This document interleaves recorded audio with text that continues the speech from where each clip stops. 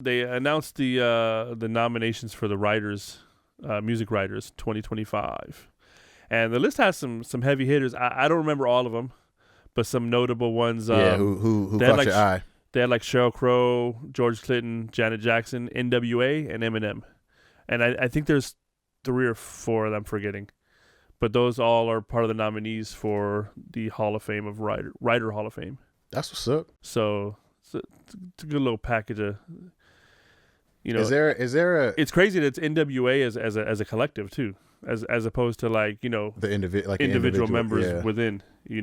Eazy-E gonna get accolades and he ain't even right.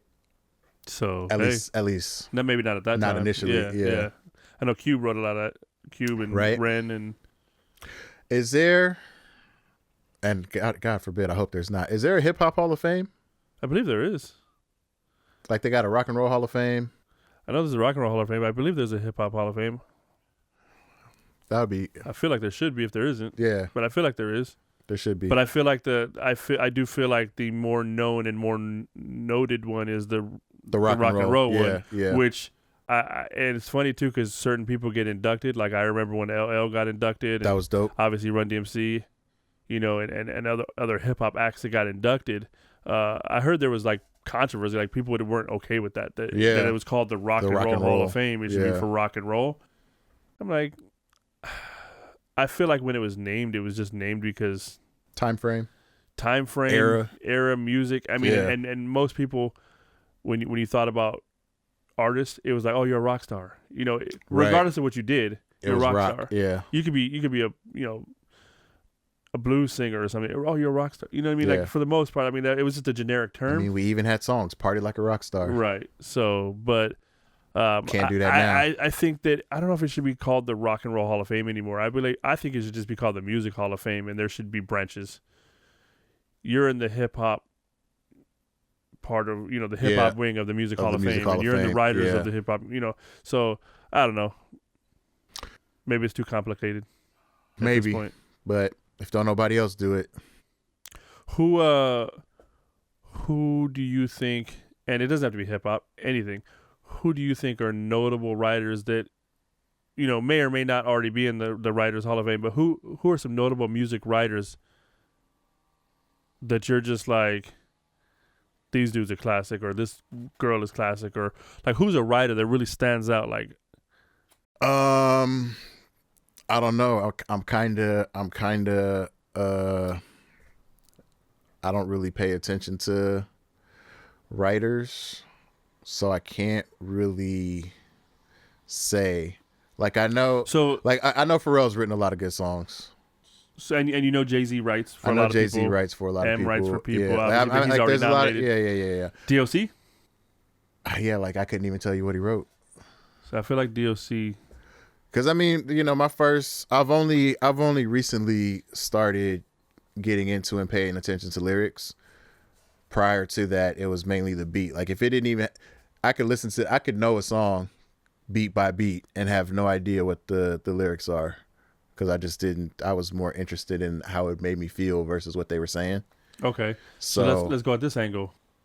Producer Hall of Fame. Oh, if we're talking producers, Quick, DJ Quick. Yes. I feel 100%. like, and it's that, like that's whenever I think of a producer, like Quick is one of the first ones. Like that when we're talking mind. like hip hop, and even some of these branch out. Some of these people branch out. But when we're talking like that kind of producer, Quick stands out. Dre obviously stands out. Yeah. Timbaland stands out. That's another one. I mean, it's like those are probably like the immediate ones that Pharrell's a big one. Pharrell's definitely on there. Yeah. So, and there's plenty of others. I mean, Battle Cat was huge. Battle Cat has so many under his belt that it's just insane. Yeah. So, I mean, there's just a lot of them, dude. There's just a lot of them that come to head. Yeah, and it's interesting to see the evolution of producers because now I'm thinking about like the Mustards and the Hit Boys and everything like that, which is weird because remember Jazzy Faye? Jazzy Faye was dope. Trackmasters. Mm-hmm. So it's like thinking about producers of that era. Yeah. I feel like they had a signature sound. Like without a producer tag or anything like Right. that. You if knew. you heard a beat, Like, if you you knew heard a a beat from beat. Timbaland, you knew a You knew it was a Timbaland Timbaland beat. beat, yeah. If you heard a beat from Pharrell, you knew it was a Pharrell beat. I agree. When you heard a quick beat, you knew it was a quick beat. And you wasn't confusing each for each other. No, Warren G, you Yeah. knew his like, Warren G, yes. you know, like they had a very G-Funk. unique sound to them. And it's like now producers are great, but I don't feel like they have like a. I feel like a lot of producers now, they go, I want to make a beat that sounds like. Mhm. And rather than draw inspiration, they literally try to make a beat that sounds like somebody else's beat. So Yeah. you have a lot of people who are, oh, this is hot, let's make a beat like this song. And so they try to do something similar to whatever is hot at the moment. Yeah, And it just kind of trickles down. yeah, that makes sense. There's none of that. Yeah, like you said, there's none of that signature sound. And I think that's spoiled by producer tags. Yeah, I mean, there was always you know, Jazzy Faye, right? yeah. And Dark, I believe Dark Child was the Child, first. yeah. There was a lot of them that had it, but Yeah. you still knew their beats based on the sound, the signature sound. I Yeah, feel Jazzy like Faye, you could tell a Jazzy Faye beat when you heard a Jazzy Faye beat. track masters, right? Like you could tell, or but a JD beat. right? Yeah, oh yeah, Jermaine Dupri. Oh, why did I leave Jermaine Dupri Dupri. off? That's definitely on the list. But like, I feel like, yeah, you're right. Like, I feel like you knew those. You even when they flipped it up, because it wasn't like they had songs that all sounded the same. They all Right. sounded unique, but it was just there was a certain signature sound, I guess, that you just knew. Something, There's yeah. a style, and now it's like there's too much it blends nowadays. It And I blends. wonder if I feel like that has a lot to do with just the fact that, you know, there's so much music out there now. Like, how can you really? Yes and no. I feel like it's also that it's gotten too easy. That's another Technology, thing. Yeah. technology makes it too easy. Because before, like when you wanted to sample something, you put in work to sample it. Like it was Yeah. a little bit of a process. Yeah, that's true. It's so easy now, dude, digitally, and people sharing like sample libraries back and forth and all this other stuff. I mean, that's a lot. That's another thing too. Is like back in the day, and I'm sure like the likes of Timbaland, Quick, Dre, people like that would co-sign this statement.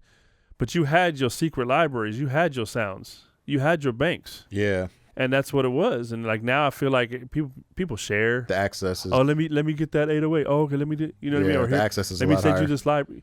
Yeah, because to find something back in the day, like you had to go hunting. Yeah, You yeah. were looking in a record for some obscure and type you're, of. and you're listening, and when you find that one little like spot where you're like, oh, I can loop that, I can sample it. You know what I mean? Yeah. That loop point.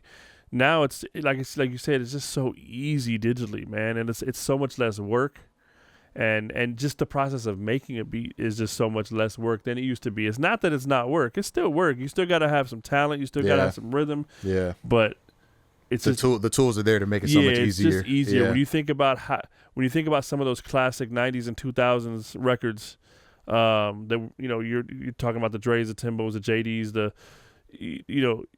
they that process to make those beats, which was why they were demanding $500,000 a beat at times. Yeah, And now you got you got producers now. They're like, oh, just give me $5,000. yeah. Like Kanye being the.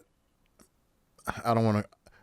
I was gonna say Kanye being the godfather of the sped up soul sample. Right. I don't know if godfather is the right term Right. to put him in, but like He he definitely definitely put it put it on the definitely map. put it Like on. he definitely gave it some attention, and Yeah. after that, like for people to be like, yo, I want that Kanye beat, I think I want to say that it might have been done a few times here and there, but nobody not did as it like Kanye. not as brought to the limelight the way he did it, because he Yeah. made it. It wasn't just something part of the beat. He made it part of the song. Yeah, So there's a difference. Like making it part of the beat is one thing, yeah. but he made it part of the song. Because thinking about Diddy too, Diddy had a lot of throwback Right. beats on his too.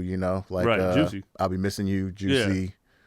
Yeah, so many I can't even think of them right now, but yeah, Agreed. it's crazy. So then now I love hearing is people sampling '90s music in their music It's a trip, now. right? It's a trip. It's like, what? Y'all know about this? Right. Y'all know about Mint And the crazy Condition? part- Like what? The crazy part is they'll sample something and be like, it's fire. And then you show them where it came from, which is a 90s song, which they're like, all right. sorry. But then you really show them where that sample from the 90s song came from, the original, and they're like, huh? And it's crazy how we can just go back and keep sampling from the different eras. But if it was hot, it's always going to be hot. That right there is, I think the best samples come from timeless music. Right. Music that just never ages. I mean, that's what an earworm is, right? Yeah. It's something that it's catchy. It just gets you, and that's it. Like me, and I don't know if it's out there yet. I haven't come across it, but I would love to hear somebody take a elevator sample, Ooh. use that bass line, Ooh, Outkast. and flip it and reverse it. Right. Put your thing down, flip it, and reverse it. Yeah. So you just talking about Outkast and went right into Missy? I mean, it's yeah.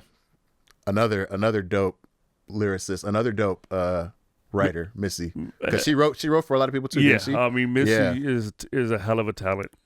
Yeah, Hell Missy's of a talent. dope. I mean, I used to always say that she was the female counterpart of Busta. I mean, they just creatively is just insane.